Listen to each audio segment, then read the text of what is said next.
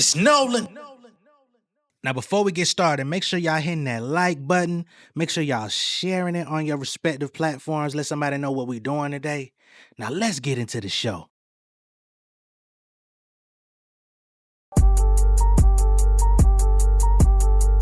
Hey, tired of being Mr. Nice Guy to these fuck niggas. Got nothing to discuss with them unless it's about business. I replenish when they all diminish. Started caking, I ain't near finished. Can't kill him, I've been too kind. When the money pile, I need y'all to witness. Pull up on them like calisthenics with the jewels on me. Met your chick, she amused for me. Sent music to amuse, I was not enthused when they put the blues on me. Wait, fuck that, time for me to bust back. Show me where the love at, ho. Niggas on the block with the gun strap. Homie finna dump that, hit him where his mustache go. Ayy, get on my level. When it come to bank, I pimp my teller. Never been a nigga that'll rock Margiela. Never come around, I be a child better. Might not ever get to rock Coachella. I don't get no fucks, I do you one better. I'm about my cheddar, don't sprinkle no feather. I skate on track like Bam, my cherry young nigga too hot, don't need no leather. I've been a living legend for a minute. I was at the Apache trying to sell a ticket. Nigga used to rap when Debo had the pitches. I've been learning about the boss and treat it like an auction, labels gotta bid it. I ain't never been with Stallion, I can make a call and get the money printed. Bitch, I do not play when it come to this rapping. Studied the game when I lived in the attic. All of that struggle just made me a savage. Singing my praise on my edge, been jacket. Hating that nigga can't fit in my jacket. I give you that shit, y'all nigga be taking. Y'all bite my style straight trash. Y'all make it took 21 days, make stuff my habit, I'm gone. What's going on, beautiful people? It's the kid J Nolan here. Welcome back to another episode of Inside the Industry, your number one source for music, entertainment, commentary, and breakdowns. Hope everybody's doing well out there. This video is long overdue. Finally, we get to have an update about Megan Thee Stallion and her project Act 3, which is on the way. I've been waiting quite some time to, be able to talk about this. We've been waiting on this for a minute. Not only that, but she came out the other day with a social media post showing that she's back with an Act 3 photo. Initially, when I saw it, I wanted to talk about it, but there wasn't anything to really talk about, right? It was a photo, but now she has a new interview out on Michelle Obama's podcast where she actually talks about Act 3, talks about, the people consistently asking for Tina Snow to come outside and all of that different type of stuff. So now we actually have something to talk about. We don't just have photos. We have Megan talking, speaking, giving her perspective about where she is musically and the process in creating the project, which is what I wanted. Okay? So first, let's get to the photos that came out the other day, and then we're going to get into the podcast. All right. So 2 days ago, she put these photos out. We got Megan with her back turned to the camera, and it says Act 3. Okay. She got the icy white hair. Y'all know that's the Tina Snow look, right? Got another photo here. Another one. And then this one here says, I'm back. Okay. So I'm guessing that this is going to be a Tina Snow 2. Now, that doesn't mean that's going to be the title, but basically that's what this is, right? Which is interesting because, of course, as Megan has been living, creating, working, and ultimately preparing Act 3, we've seen her go through a lot of different phases since Act 1 and 2, the Megan project, and then Act 2, right? We saw her go through, I don't know what you want to call it, with Torrey Craig. You know what I mean? The other NBA player that she was linked to. They had like a little, I guess you could say a short-lived romance. She had what she was hoping to be a long-term relationship with Klay Thompson, buying properties together, spending a lot of time together, going public, training together, spent a lot of time with his family. His family loved her. They loved her cooking, right? She put out Lover Girl last year in the middle of the relationship, at the height of the relationship.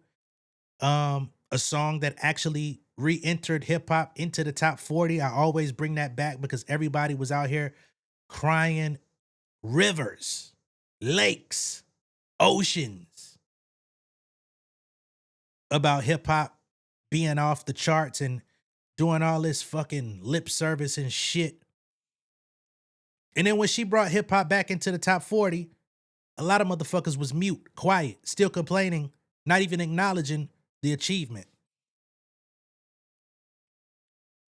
But then shortly after that record did what it did, most of the talk about it was how it could have been changed. And I was one of the people who had some criticism for Lover Girl, but ultimately it was a dope record. That relationship is no longer, right? She says that he cheated on her. It was unforgivable. And I'm not going to continue to take this shit, you know? She came back outside and she gave us fuck that nigga. You know what I'm saying? That's what she been on. So now, getting back into Tina Snow mode, I think this album takes a completely different shape. It's going to be a lot of, I hope it ain't too much nigga bashing, but I can see it being a lot of it. You know what I mean? Because that's where Tina Snow was like really thriving, was just like, fuck that nigga. You can't touch this. I'm a boss. You know what I mean? And this is before she really had established herself as a boss. She was talking that cash shit. So I can only imagine how she gonna pop it now that she came, saw, conquered, and did it. Right? But that's what I'm expecting, because it's gonna be raw. It's gonna be fresh out of, you know, that Lover Girl era. And it's like, okay, I tried to give that an opportunity. Not to say that she's not gonna find love, but just on some like this, in this moment, I showed love and motherfuckers gave me their ass to kiss. Industry been playing games. I've been in and out of court from people playing with my name. So I'm quite sure she has a lot to talk about. Right? So I think all of that plays into this Tina Snow reintroduction. So then fast forward to today, we have the conversation out now. Megan Thee Stallion describes Act 3 as a reintroduction of Tina Snow. She also says this was the calmest and the most organized she's ever been while making music. It's about Megan Act 3. I'm still working on my title right now. It's a persona that I feel like everybody has been acting like, oh, I want Tina Snow back. We need Tina Snow. I don't think she ever just actually left. I don't think she was never just not there. But I think giving her a proper rollout, a proper title, a reintroduction to hotties that may not have been with me since 2017, 2018, I think that this is like going to be a new experience for them. I think I'm just reintroducing my alter ego, Tina Snow. Like, Tina is grown now, babe. Like, she has been through lots of life since y'all heard from her last. And I have so many collaborations that I feel like the hotties have been asking me for, like from niche collaborations, like just like personal interest amongst me and the hotties. Yeah. Collaborations that's overdue. Collaborations that have shocked the people, like really gagged alive. Okay. I feel like Act 3 is going to be one of my favorite projects I ever put out, because I definitely took my time with this one. I feel like it was a portion of life where I was so super busy. Yeah. I still got to be Megan Thee Stallion, but I can't be Megan Thee Stallion without no music. Yeah. So I was in a rush to like do everything. I was like, dang, I got to hurry up and record these songs, and I'm trying to figure out parts of time where I can squeeze in recording. But for Act 3, I went home and I was like, nobody bother me. I gotta finish my album. Y'all want good music? Y'all want me to push? I can't keep on going out here with no music, y'all. Right. And I was like, okay, you know what? Leave her alone. Let's not put anything on the schedule. So this has been like the most organized and the most calm I've been making music in a while. Interesting. So we know she was fucking exhausted, you know, while doing Moulin Rouge. She had, you know, a moment on stage. She had to leave the show. Came back same week. Right? But she's been working hard. And that's the thing that kills me about people that criticize her. To be like, where's she at? why she ain't dropping? She spent more time in the courtroom than dropping music. She dropped 2 albums in 1 year, fuck nigga. What are you talking about? You know what I'm saying? What are y'all talking about? What are the motherfucking major tour headlining? Put on another artist who looks like she turned around and backstabbed her after the look set in. Literally and figuratively. You know what I'm saying? What do you mean she ain't working? She's got all these fucking endorsements. She's in commercials every other day. These TV shows, these Marvel shows, fucking Love Island, all these goddamn shows want her to come make appearances and shit. She dropping perfume, tequila, Popeyes. She got your whole fucking day mapped out. You know what I'm saying? So, to act like she ain't working is crazy. But she's now an independent artist, right? And she's been going through this transition of independence for the last couple years. Into 2023, she ended her relationship with 1501, ended her relationship with 300. She did a distribution deal with Warner, put those 2 projects out. That partnership, she's left, if I'm not mistaken. Hot Girl Productions was her thing, or is her thing. She introduced it, partnered with Warner. Her last release was distributed by Roc Nation, not Warner. So figuring out the business, figuring out the budget, figuring out the presentation, the visuals, features. Everybody talk about how she need features. Features are not, features ain't cheap. And y'all want marquee artists. Everybody be talking about work with Kehlani, work with SZA, work with Doechii, work with Doja Cat. Right? These names ain't cheap. So while she's been working and putting everything together, you got to create a budget. You got to create a rollout. You got to create all of these different things. So people be so overly, crazily critical, but never take into account the actual work that goes into creating the work that you then present to the world for you to go back out and do more work. It's crazy. Nobody ever talks about it. And out of all of the relevant ladies that keep themselves out there releasing, working, doing deals, doing all of this different type of stuff and performing at a high level, she's the only one that's fully independent. And she's still a topic with the rest of the ones who have the label backing, right? So just chill.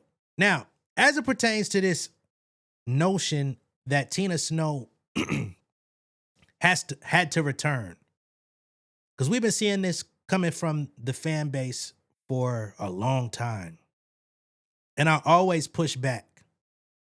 And I always say, just like she said in the interview, Tina Snow hasn't gone anywhere. Tina Snow has been prevalent on every project that she's dropped, whether it be in pockets or whatever. But we're not going to act like we didn't hear Tina Snow on fucking Bigger in Texas. You know what I'm saying? Like, we're not going to do that. We're not going to act like we ain't hear Tina Snow on Paper Together. Like, we ain't hear Tina Snow on goddamn Rock Steady or some shit. You know what I'm saying? Like, there's so many records where she made herself apparent. But I think what people really want when they talk about wanting Tina Snow is that they just want her to magically reappear as her 2017 self, the way she was popping it. And you got to understand, controlling an alter ego as you get bigger, famous, busy, you become a whole new person from who you were when you first come out. How do you become so much more polished as an individual, as a star, and still keep that grit? It's not easy to do. People try to tap into it, and you can, but if you're not, like, we got to think about when Megan was like introducing herself to the world. She's like damn near fresh out of college, right?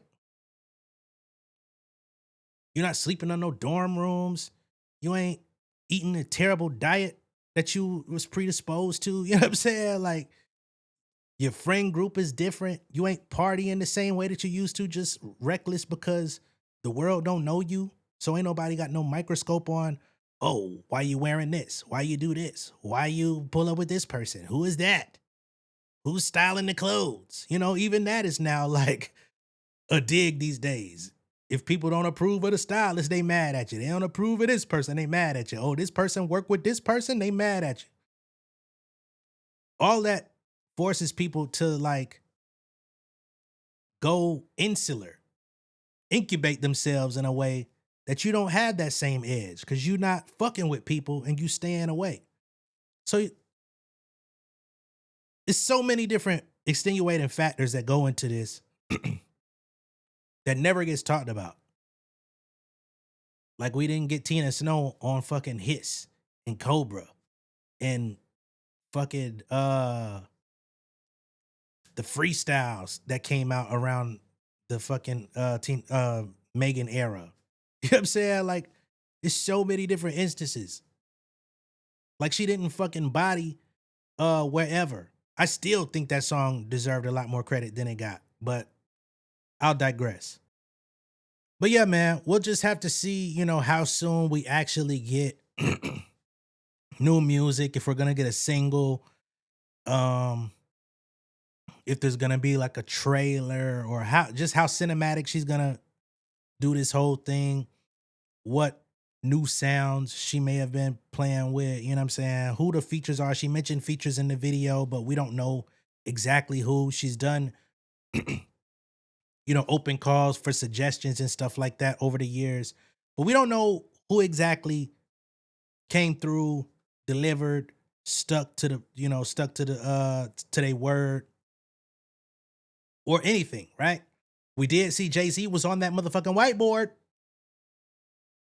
I'm not saying we get a Jay-Z verse. I'm just saying she had him on the board. Who else comes through from that board? I would love to know. I would love to see. So we just got to be patient and allow her to do the rollout as she intends, which y'all know I'll be here to cover it. And that's just that on that. Let me know what y'all think of all this down below in the comments. Be sure to like and share this video. If this is your first time seeing me on YouTube, go ahead and subscribe to the channel, become an insider. I will catch y'all on the next one. Y'all be good out there. Peace.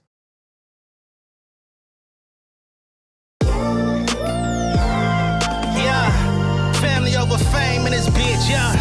The glory of living righteous is setting in. My street knowledge and education's a perfect blend. Young mogul, independent, I've been setting trends. The first one from my family to be faithfully wed. Fuck niggas and the horses that they riding on. I see this shit from all angles like a polygon. I'm never politicking, the drama be piling on. Father and great son acknowledged like I'm Bobby Bonds. Conversation with my lady about the paper route. 5 sit bank accounts, every day I make it count. They down talking my commentary for hating now. Well, I can take it cause I'm bodying your favorite now, please. I can do this shit in my sleep. I been writing for these niggas, y'all read it and weep. I been fighting these niggas if you speak on the street. I'll turn your birthday party into New Year's Eve. Don't let me take it there. We ain't playing fair. This the ATL, Southside nigga moving furniture like Wayfair. Life on hold, no insurance for your healthcare. Lifeline gone, so you wanna be a millionaire? Well, let me tell you about this world I built. The women I dodged, the niggas that I read for filth. The sympathy calls, consulting for the stacks I built. I had